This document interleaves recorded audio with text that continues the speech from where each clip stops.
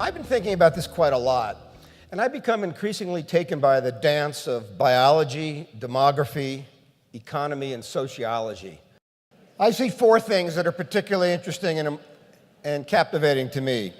First, I believe there will be more and more and more longevity. Some of your children will live to be 150. A few of them will live to be 200. They are already born.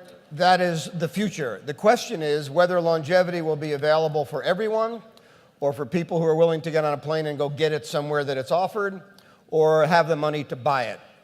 And if it's to have the money to buy it, then we're in a whole new ball game of 99-1.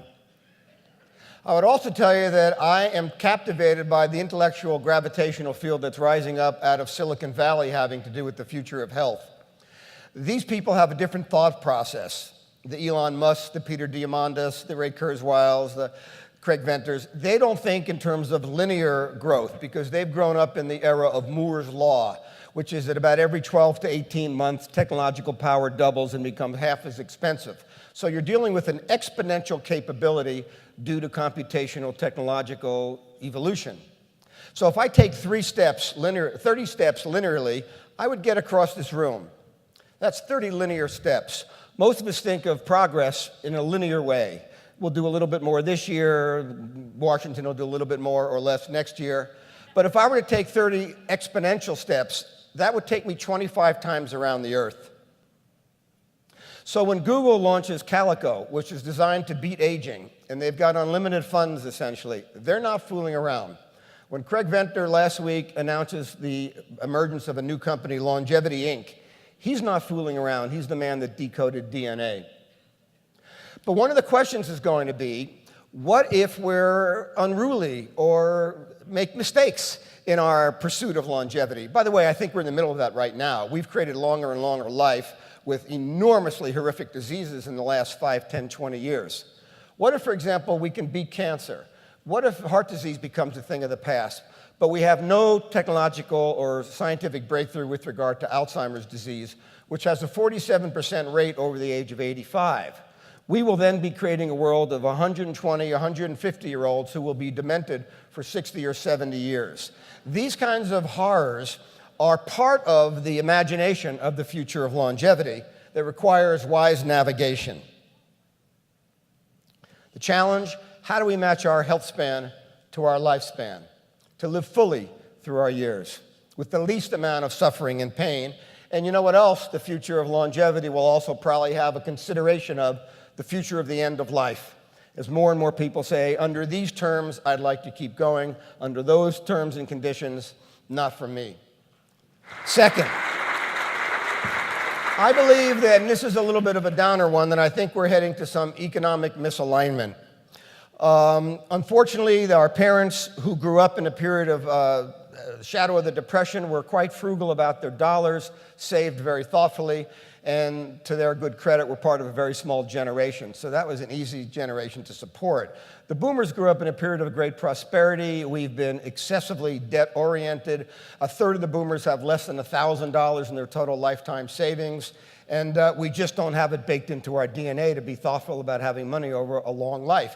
And I would challenge this organization and this field. How can we not have financial empowerment and financial literacy, one of the major legs of the stool of the future of aging? It's not a part of our discussion. It has to be. I'm concerned that it's not just entitlements that will be strained as a result of changing demographics, but also because of the fact that beginning in the 1970s, we switched guaranteed pensions for the masses and turned them into 401ks and put the responsibility on individuals, most of whom are not exercising that responsibility very effectively. Is it conceivable that a third of this next generation will be impoverished, as was the case 100 years before? And this will be a big generation. So will that be more work? Will that be more interdependencies in families? Will it be more charity? And I would tell you, watch for innovations in capitalism, because there are a lot of people with a lot of money who actually have big hearts. Keep an eye out for what is going to be called social impact bonds. There are billions of dollars trying to find their way to the aging problems of the 21st century. Third, I think we're going to build a purpose for maturity. There was a purpose back in colonial times when their elders were few and they commanded the family. We have not created a purpose for older adults in this modern age yet. Last year, the average retiree watched 49 hours of television a week. And I think that's a mistake. There's an African saying that when an old one dies, it's like a library burning down. We have millions of libraries burning down every day in this world, and it's our fault for not being more creative about thinking about the role of a long-lived population. I'm taken by encore careers. I'm taken by philanthropreneuring. I'm taken by a new era of volunteering at people's highest levels, mentoring, and yes, even people with resources helping to support family members, which has always been the case, and in times of need, we'll do it again. I think we're heading for a time of contribution in the family, in the community, and in the nation, and the world. I was intrigued a few years ago when Desmond Tutu and Nelson Mandela, who I would say as a footnote was the most extraordinary human being I'd ever met. When Nelson Mandela and Desmond Tutu and Jimmy Carter and a few other of the elders became the elders. We need more of that. We need tribes of elders to lead us again, not just to watch a lot of TV and receive entitlement benefits. Fourth and last, I believe that, oh, by the way, I would add to those last two, that one of the big obstacles is that we've got a particularly unpleasant era of political knuckleheadedness. I have